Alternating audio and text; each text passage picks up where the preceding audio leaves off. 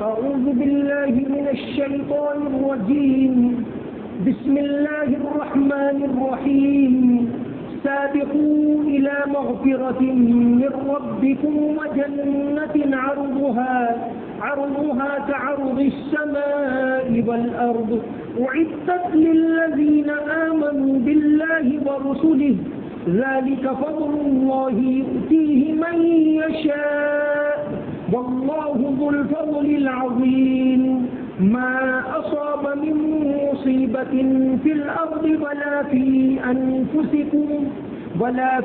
أنفسكم إلا في كتاب من قبل أن نبرأها إن ذلك على الله يسير لكي لا تأسوا على ما فاتكم ولا تفرحوا بما آتاكم والله لا يحب كل مختال فخور الذين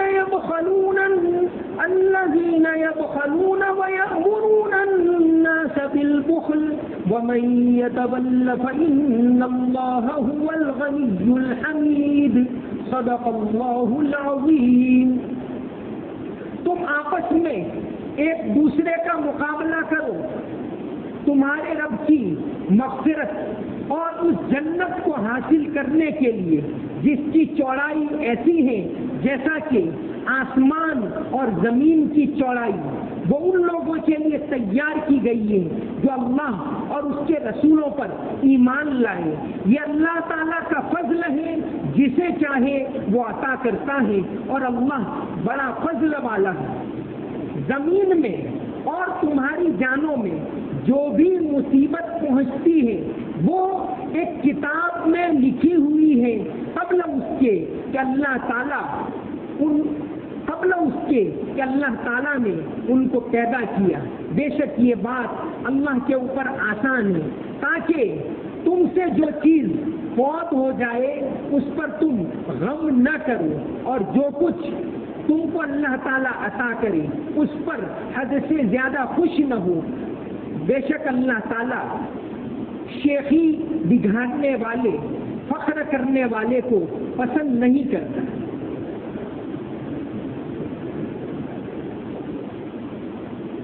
پچھلی آیتوں کے اندر یہ بات آئی کہ دنیاوی زندگی یہی ایک دوسرے سے مقابلہ کرنا ہے، ایک دوسرے سے آگے بڑھنے کی کوشش کرنا ہے، یہاں تک کہ انسان قبر تک پہنچ جاتا ہے، یہاں تک کہ موت آ جاتی ہے، تب تک انسان اسی میں لگا رہتا ہے اور اسی میں کہاں زندگی ختم ہو گئی، کہاں زندگی کے سال ختم ہو گئے اس کا بھی پتہ نہیں چلتا. پھر فرمایا سابقو کہ اس دنیا کے اندر ایک دوسرے کا مقابلہ نہ کرو بلکہ جنت کو حاصل کرنے میں، ثواب کو حاصل کرنے میں، نیکیوں کو کمانے میں ایک دوسرے کا مقابلہ کرو. اگر مقابلہ کرنا ہے تو نیکی کے کاموں کے اندر مقابلہ کرو. سابقوا الی مغفرۃ من ربکم، تم ایک دوسرے سے آگے بڑھنے کی کوشش کرو تمہارے رب کی مغفرت اور اس جنت کے لیے، یعنی اس کے لیے اگر مقابلہ کرنا ہے تو کرو. عرضها، جس کی چوڑائی ایسی ہے جیسا کہ آسمان اور زمین کے درمیان کی چوڑائی، آسمان اور زمین کی چوڑائی. یہاں تو کعرض السماء والارض، آسمان اور زمین کی چوڑائی، لیکن وہاں فرمایا وسارعوا الی مغفرۃ من ربکم وجنت عرضها السماوات والارض، تمام آسمانوں اور زمین کی چوڑائی.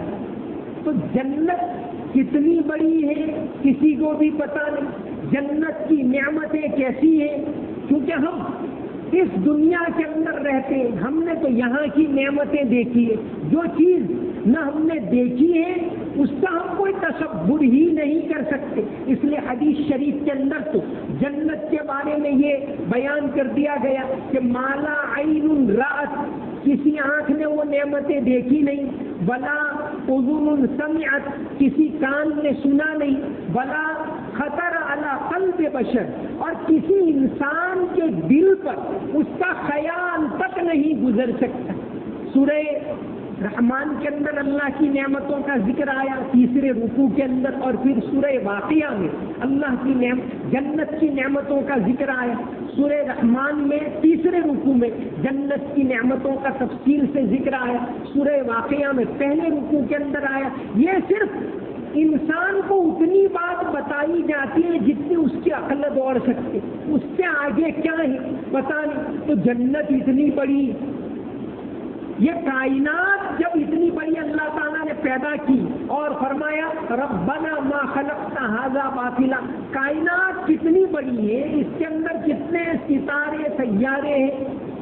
ایک زمانے میں انسان یہ کہتا تھا کہ ستارے سیارے سینکڑوں ہیں، پھر ترقی کا ہزاروں ہیں، پھر ذرا دوربین کا زمانہ آیا تو کہاں لاکھوں ہیں، پھر کروڑوں ہیں، اب اس کو گیلیکسی میں شمار کرتے ہیں۔ کائنات اتنی بڑی ہے، اس کو گیلیکسی میں شمار کرتے، ایک گیلیکسی یعنی 10 لاکھ ستاروں کا مجموعہ۔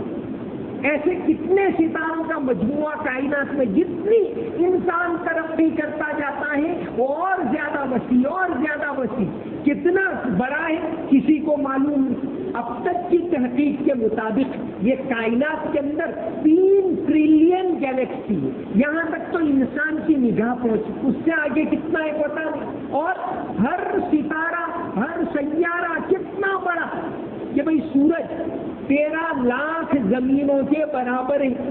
جب اللہ تعالیٰ کی کائنات اتنی بڑی ہے تو یہ جنت ہر انسان کو، ہر مومن کو اتنی بڑی جنت ملے گی، اس دنیا سے 10 گنا بڑی جنت، اس میں کوئی ایسی بات ہے ہی نہیں۔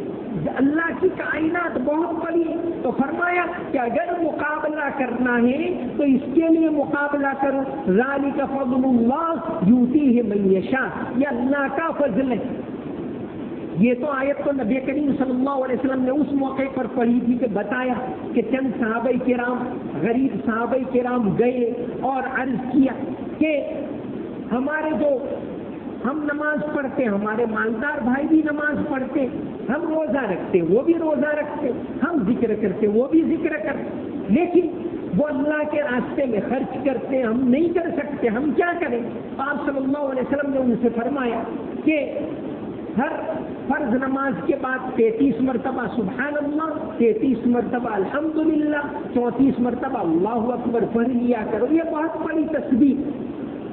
تو شروع کر دیا، پھر پتہ چلا ان بھائیوں نے بھی شروع کر دیا، ان صحابہ کرام کو پتہ چلا، انہوں نے بھی پڑھنا شروع کر دیا۔ پھر آپ صلی اللہ علیہ وسلم کے پاس پھر سے آئے اور عرض کیا کہ اللہ کے رسول، انہوں نے بھی شروع کر دیا یہ تسبیح پڑھنا۔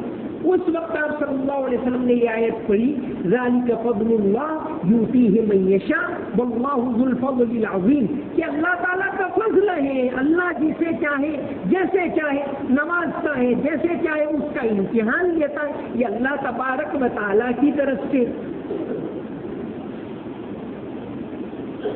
حدیث شریف میں یہ بھی آتا ہے، نبی کریم صلی اللہ علیہ وسلم نے فرمایا کہ جو بھی انسان جنت میں جائے گا وہ اللہ کے فضل سے جائے گا، اللہ کی مہربانی سے جائے گا، اس کے اعمال کی وجہ سے نہیں۔ تو حضرت عائشہ رضی اللہ عنہا نے ہمت کر کے پوچھ لیا کہ اللہ کے رسول آپ بھی؟ تو آپ صلی اللہ علیہ وسلم نے فرمایا ہاں میں بھی اللہ کے فضل سے جنت میں جاؤں گا۔ اس کا مطلب یہ نہیں کہ انسان اعمال نہ کرے، انسان مسلسل اعمال کرتا رہے۔ اعمال تو اللہ تعالیٰ نے ہمیں دن رات نعمتیں دی، تندرستی دی اللہ تعالیٰ نے، زندگی دی اللہ تعالیٰ نے، اللہ تعالیٰ کھلا رہا ہے، اللہ تعالیٰ پلا رہا ہے، تو یہ عبادت ہے، وہ تو ان نعمتوں کا شکریہ بھی نہیں ہو سکتا، تو جنت کا شکریہ تو کہاں وہ ادا ہو سکتا ہے۔ فرمایا ذالک فضل اللہ یؤتیہ من یشاء واللہ ذو الفضل العظیم، اللہ تعالیٰ بڑے فضل والے ہیں۔ اب ایک پہلو تو یہ آ گیا کہ اللہ تعالیٰ نوازتے ہیں اور دنیا ہے آپس میں ایک دوسرے پر فخر کرنے کی کوشش کرنا ہے، ایک دوسرے سے آگے بڑھنا ہے۔ اب دوسرا پہلو آگے کی آیتوں کے اندر کہ دنیا کے اندر تکلیف بھی آتی ہے، مصیبت بھی آتی ہے، بلکہ یہ فرمایا ما اصاب من مصیبت فی الارض ولا فی انفسکم، جو بھی مصیبت تم کو تمہاری جانوں میں یا زمین کے اوپر آتی، زمین کے مصیبت جیسے کبھی بارش کم ہوتی ہے، کبھی زلزلہ آتا ہے، کبھی قحط آتا ہے، کبھی طوفان آتا ہے، یہ مصیبت انسان کی ذاتی مصیبت، کبھی بیماری آتی ہے، کبھی کوئی مالی نقصان آ گیا، یہ اس کی ذاتی مصیبت. تو ہر انسان کے اوپر مصیبت آتی ہے، تکلیف آتی ہی ہے. قرآن کریم نے اعلان کر دیا لقد خلقنا الانسان فی کبد، کہ ہم نے انسان کو تکلیف میں پیدا کیا. تو تکلیف کو ہم یہ سمجھے کھلا آدمی بہت مالدار، اس کو کوئی تکلیف نہیں. کسی کو جسمانی لحاظ سے تکلیف ہوتی ہے، کسی کو اولاد کے لحاظ سے تکلیف ہوتی ہے، کسی کو تکلیف ہوتی ہے کہ مال کے اندر گھاٹا آ گیا، کسی کو تکلیف ہوتی ہے کہ بھئی مکان نہیں ہے، کسی کو تکلیف ہوتی ہے کہ اولاد کی شادی کرنی ہے، کیا کروں. کوئی نہ کوئی بات سامنے آتی رہتی ہے. فرمایا لقد خلقنا الانسان فی کبد، کہ ہر انسان کو اللہ تعالیٰ نے تکلیف میں پیدا کیا ہے. تو آگے کی آیتوں کے اندر یہی ہے. غالب نے اس بات کو اس طرح کہا، قید حیات و بند غم اصل میں دونوں ایک ہیں، قید حیات و بند غم اصل میں دونوں ایک ہیں، موت سے پہلے آدمی غم سے نجات پائے کیوں. کہ زندگی کے اندر تکلیف تو آتی ہی رہے گی. مفتی شفیع صاحب مفسر قرآن، انہوں نے یہاں یہ بات لکھی ہے کہ دو پہلو ہیں. ایک پہلو تو وہ جو اوپر ذکر کر دیا گیا کہ مال کی فراوانی، خوشحالی، عیش، دو باتیں ایسی ہیں جن میں انسان اللہ کو بھول جاتا ہے. یا تو بہت زیادہ عیش آ جائے، اب انسان اللہ کو بھول جاتا ہے، عیش میں پڑ جاتا ہے. اور دوسرا پہلو کہ بہت زیادہ تکلیف آ جائے تو انسان مایوس ہو جاتا ہے، اللہ کو بھول جاتا ہے، بس اپنی تکلیف میں اس کو حل کرنے میں لگ جاتا ہے. تو ان دونوں کے اندر بیلنس رکھا جائے، اس کا یہاں آگے کی آیتوں کے اندر ذکر ہے. مفتی شفیع صاحب نے فرمایا ما اصاب من مصیبت فی الارض ولا فی انفسکم الا فی کتاب من قبل ان نبرأہ، کہ جو بھی مصیبت زمین میں یا تمہاری ذاتوں میں پہنچتی ہے وہ پہلے سے ہی، قبل اس کے کہ ہم ان کو پیدا کریں، ایک کتاب کے اندر لکھی ہوئی. جو چیز ہوتی ہے وہ اللہ کی طرف سے ہوتی ہے، وہ ہو کر رہتی ہے، اس کو کوئی ٹال نہیں سکتا. مصیبت کا بھی ایک مقصد ہے آغوش حوادث. مصیبت بھی انسان کو بیدار کرنے کے لیے آتی ہے. مصیبت کا بھی ایک مقصد ہے آغوش حوادث میں کہ ٹھوکر لگے اور آدمی ہوشیار ہو جائے. نبی کریم صلی اللہ علیہ وسلم کے زمانے میں جب ہجرت کا 5واں سال تھا، حالانکہ تکلیفیں مکہ کی زندگی میں بھی آئی، مدینہ کی زندگی میں آئی، لیکن جب ہجرت کا 5واں سال تھا تو تکلیفیں انتہائی سخت ہو گئی، جس کو قرآن کریم نے اس طرح بیان کیا کہ اذ جاءوکم من فوقکم ومن اسفل منکم واذ زاغت الابصار وبلغت القلوب الحناجر وتظنون باللہ الظنون. کلیجے منہ کو آ گئی. ہجرت کا جب 5واں سال تھا، خندق کا موقع، نبی کریم صلی اللہ علیہ وسلم نے صرف اتنا کیا کہ مدینہ کے چاروں طرف خندق کھود کر بچاؤ کیا کہ بھئی ہم یہی کریں گے، ہم لڑنے کے لیے نہیں نکلیں گے. تو آپ صلی اللہ علیہ وسلم نے بچاؤ کیا. چاروں طرف سے قبائل ٹوٹ پڑے اور صحابہ کرام بہت زیادہ پریشان. خود نبی کریم صلی اللہ علیہ وسلم بھی خندق کو کھودنے میں لگ گئے کہ چاروں طرف ایسی کھائی کھودی جائے کہ باہر والے اندر نہ آ سکے. تو ایک بات تو یہ کہ جب حالات آئے تو تدبیر کرنا، دنیاوی تدبیر اختیار کرنا. نبی کریم صلی اللہ علیہ وسلم صرف اللہ سے دعا کر لیتے کافی تھا، لیکن ایسا نہیں کیا. آپ نے تدبیر کی، خندق کھود اور بہت ساری تدبیریں آتی ہیں. تو آپ صلی اللہ علیہ وسلم نے دنیاوی تدبیر اختیار کی. تو حالات کے اندر گھبرانا نہیں چاہیے. 5ویں سال میں انتہائی سنگین حالات اور سخت پریشانی کا عالم، لیکن اسی کے اندر سے پھر صبح ہوئی، اس کے بعد جو ہے کبھی بھی مخالفین نے مدینہ کے اوپر حملہ نہیں کی، بات ختم ہو گئی، حالات آسان ہو گئے، ان کو خود بخود چلے جانا پڑا، اور اس کے بعد اللہ تعالیٰ نے ایسی آسانیاں پیدا کی، اب آپ صلی اللہ علیہ وسلم نے دوسرے بادشاہوں کو خطوط لکھے۔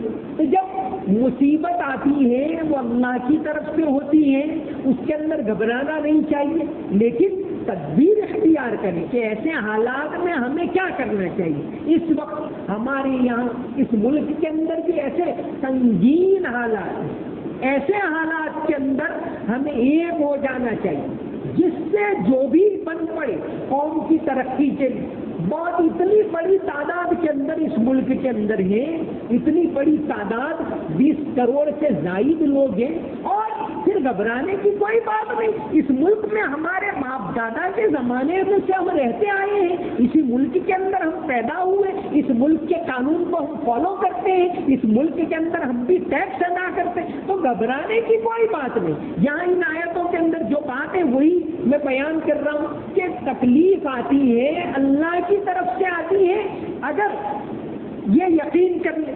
نبی کریم صلی اللہ علیہ وسلم کی دعاؤں میں ایک بات یہ تھی، وَمِنَ الْيَقِينِ مَا تُحَذِّرُ بِهِ عَلَيْنَا مَصَائِبَ الدُّنْيَا، اے اللہ ہمیں ایسا یقین عطا کر کہ جو بھی تکلیف آتی ہے تیری طرف سے آتی ہے، تاکہ ہمارے لیے اس کو برداشت کرنا آسان ہو جائے۔ وَمِنَ الْيَقِينِ مَا تُحَذِّرُ بِهِ عَلَيْنَا مَصَائِبَ الدُّنْيَا، جب ہم یہ مان لیں کہ اللہ کی طرف سے، اب اس کو برداشت کرنا آسان۔ تو ایسے حالات کے اندر تمام لوگوں کو قوم کی ترقی کے لیے فکر کرنے کی ضرورت ہے، خوف رکھنے کی، گھبرانے کی، یہ اس سے کام نہیں چلے۔ ہم جو ہے اللہ تبارک و تعالیٰ کے اوپر یقین رکھتے، تو ایسے حالات کے اندر کیسے کرنا چاہیے، قانون کے لحاظ سے کیا کام کرنا چاہیے، قوم کی ترقی ہو، قوم کے لوگ آگے بڑھے، ہر فیلڈ کے اندر ہمارے نوجوانوں کو آگے بڑھانے کی ضرورت ہے۔ حالات ہمارے ہاتھ سے نکلتے جا رہے ہیں، ایسے حالات کے اندر بیٹھے رہنا یہ کوئی دانش مندی نہیں ہے۔ ایسے حالات کے اندر قوم کی ہر لحاظ سے ترقی، سب سے پہلے اللہ کی طرف مائل ہونا، پھر جس فیلڈ کے اندر قوم کو ضرورت ہے، ایجوکیشن کے فیلڈ کے اندر، ڈاکٹری لائن کے فیلڈ کے اندر، ایسے نوجوان قانون جاننے والے وکیل اچھے ہمارے اندر پیدا ہو، ان تمام فیلڈ کے اندر ہمیں باہر نکل کر آگے آ کر قوم کے لیے کام کرنا پڑے گا۔ تو سب سے پہلی بات تو یہ کہ جو بھی تکلیف آتی ہے اللہ کی طرف سے آتی ہے، اللہ تعالیٰ آزماتے ہیں۔ اسلامی تاریخ کے اندر بار بار ایسی تکلیفیں آئی ہیں اور پھر بار بار وہ تکلیفیں دور ہوئی، اللہ تبارک و تعالیٰ اس کے ذریعے آزماتے۔ تو ہمیں مایوس نہیں ہونا ہے، یہی بات ہے کہ ما اصاب من مصیبت فی الارض ولا فی انفسکم، کہ زمین میں اور تمہاری ذاتوں میں، تمہاری جانوں میں کہ کوئی بیماری آ گئی، کوئی وبا آ گئی، یہ بھی اللہ کی طرف سے۔ ما اصاب من مصیبت فی الارض، جو بھی مصیبت زمین میں آتی ہے، ولا فی انفسکم، اور تمہاری جانوں میں آتی ہے، الا فی کتاب من قبل ان نبرأها، وہ اللہ تبارک و تعالیٰ کی طرف سے ہے، وہ لوح محفوظ کے اندر پہلے سے لکھی ہوئی ہے۔ ان ذالک علی اللہ یسیر، اور یہ نظام اللہ تبارک و تعالیٰ اپنی مشیت سے چلا رہے ہیں۔ لکی لا تأسوا علی ما فاتکم، دو اصول آگے کی آیت کے اندر بیان کر دی، لکی لا تأسوا علی ما فاتکم، کہ جو تم سے فوت ہو گیا، جو چھوٹ گیا، جو چلا گیا، اس پر بہت زیادہ افسوس نہ کرو۔ ولا تفرحوا بما آتاکم، اور جو اللہ نے دیا اس کے اوپر بہت زیادہ اتراؤ و تکبر نہ کر۔ اگر تکلیف آئی صبر کرو، اگر اللہ کی نعمت آئی شکر ادا کرو، یہ مسلمانوں کا طریقہ ہوتا ہے۔ حدیث شریف کے اندر یہ بات آتی ہے کہ مومن کے لیے تو ہر حال میں خیر ہے، اگر اس کے اوپر تکلیف آئے صبر کرے تو یہ بھی اس کے لیے خیر ہے، اگر آسانی میسر ہو اللہ کا شکر ادا کرے یہ بھی اس کے لیے خیر ہے۔ لِكَيْ لَا تَأْسَوْا عَلَى مَا فَاتَكُمْ، تاکہ تم افسوس نہ کرو ان باتوں پر جو تم سے چھوٹ گئی. علامہ قاضی ثناء اللہ پانی پتی رحمت اللہ علیہ نے یہاں ایک بات لکھی کہ کوئی تکلیف آئے تو ایک نیچرل غم وہ تو ہر ایک کو ہوتا ہے. فطری غم ہونا یہ اس کے خلاف نہیں کہ بھئی کوئی رشتہ دار فوت ہو جائے، کوئی مالی نقصان ہو گئے تو غم تو ہوگا، لیکن یہاں مراد یہ ہے کہ ایسا غم جو تم کو صبر سے دور کر، ایسا غم جو اللہ کی یاد سے غافل کر دے، ایسا نہیں. باقی غم آنا یہ تو ایک قدرتی بات ہے. بہت سارے مفسرین نے لکھا ہے اور قاضی صاحب نے اپنی تفسیر مظہری کے اندر لکھا ہے لِكَيْ لَا تَأْسَوْا عَلَى مَا فَاتَكُمْ، تاکہ تم سے جو چھوٹ گیا اس کے اوپر تم بہت زیادہ افسوس نہ کرو. بَلَا تَفْرَحُوا بِمَا آتَاكُمْ، اور اللہ نے جو تم کو عطا کیا ہے اس پر اِسراؤ نہیں. تکبر اللہ تعالیٰ کو بالکل پسند نہیں. حدیث شریف کے اندر آتا ہے کہ جس کے دل کے اندر رائی کے دانے کے برابر بھی تکبر ہوگا وہ جنت میں نہیں جائے گا. بڑائی صرف اور صرف اللہ کے لیے. اللہ اکبر، اللہ بڑے. انسان چاہے مالی لحاظ سے کیسا ہی ہو، چاہے وہ علم کے اندر کتنا بڑا ہو، چاہے وہ عہدے کے اندر بڑا ہو، آخر کار اس کو مٹی میں جانا ہے، اس کو مرنا ہے، اس کو بوڑھا ہونا ہے. آج اگر طاقت ہے تو کل وہ دوسرے کا محتاج ہونے والا ہے، اور پرسوں اس مٹی کے اندر چلا جائے گا، دوسرے اس کے اوپر چلیں گے. تو یہ تکبر یہ صرف اللہ تبارک و تعالیٰ کی ذات کے لیے. واللہ لا يحب كل مختال فخور، اللہ تبارک و تعالیٰ ہر اترانے والے، فخر کرنے والے کو پسند نہیں کرتا. انسان چھوٹا بن کر رہے. تو یہاں آیتوں کے اندر دونوں حالتیں آ گئی. ایک حالت تو یہ آئی کہ لعب ولہو وزینۃ، یہ دنیاوی زندگی ہے، یہی ہے، اسی میں انسان اپنی زندگی کو گزارتا ہے. دوسری طرف یہ آیا کہ بھئی تکلیف مصیبت یہ بھی اللہ تعالیٰ کی طرف سے آتی ہے. یہ آئے تو صبر کرے، وہ آئے تو اللہ تعالیٰ کو یاد کرے، اور اس کی حدود کے اندر رہتے ہوئے انسان زندگی گزارے. وما علینا الا البلاغ المبین. جو چندہ ہو رہا ہے بہت بڑا ادارہ ہے. حضرت مولانا صاحب مسلمانوں کے لیے ہر فیلڈ میں، مولانا خالد سیف اللہ رحمانی صاحب ہر فیلڈ میں کام کرتے، چاہے وہ آل انڈیا پرسنل لا بورڈ ہو یا دوسرے ادارے ہوں، وہ بالکل لیڈر ہو کر سامنے آ کر ہمارے لیے کام کر رہے ہیں. تو ان کے جو ادارے ہیں اگر وہ اپیل کرتے ہیں تو ہماری ذمہ داری بنتی ہے کہ ایسے لوگوں کا خاص طور سے تعاون کریں. اللهم صل على محمد وعلى ال محمد وبارك وسلم. ربنا آتنا في الدنيا حسنة وفي الآخرة حسنة وقنا عذاب النار. رب اغفر وارحم وتجاوز عما تعلم إنك أنت العز الأكرم. یا اللہ، رمضان کا پہلا عشرہ پورا ہو گیا، دوسرا عشرہ شروع ہو چکا. یہ مغفرت کا عشرہ ہے. ہم تمام کی مغفرت فرما، ہمارے گناہوں کو معاف فرما، ہماری تمام کوتاہیوں کو معاف فرما. یا اللہ، ملک کے اندر امن و امان پیدا فرما، عافیت پیدا فرما، تمام آزمائشوں کو ختم فرما. یا اللہ، آزمائش کے دور کو ختم فرما، آزمائش کے دور کو ختم فرما، عافیت عطا فرما. یا اللہ، ملک کے اندر نفرت کے ماحول کو ختم فرما، محبت کے ماحول کو زندہ فرما. یا اللہ، صبر عطا فرما. یا اللہ، صبر عطا فرما. صرف اور صرف تیرا خوف عطا فرما. ہر طرح کا خوف ہمارے دلوں سے نکال دے. یا اللہ، مسلمان جہاں کہیں پریشان ہیں ان کی پریشانیوں کو دور فرما. یا اللہ، تو ہی ان کی مدد فرما. یا اللہ، تو ہی مدد فرما. یا اللہ، مسجدوں کی حفاظت فرما، مدرسوں کی حفاظت فرما. تمام مسجدوں کو آباد فرما، مدرسوں کو آباد فرما. یا اللہ، ہمیں مسجدوں کو آباد کرنے والا بنا.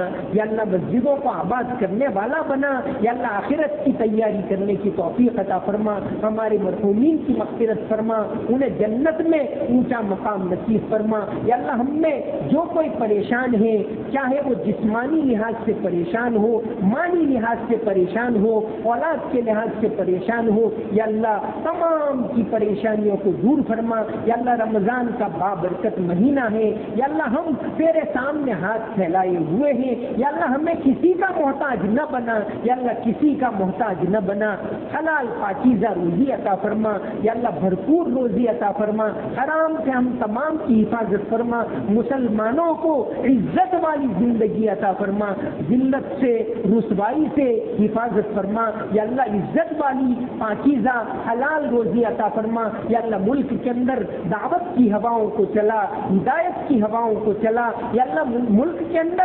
انسانیت کو عام فرما، دین انسانیت کے پیغام کو عام فرما۔ اللہم صلی علی محمد وعلی آل محمد وبارک وسلم۔ سمعنا واطعنا غفرانک ربنا وإلیک المصیر برحمتک یا ارحم الراحمین۔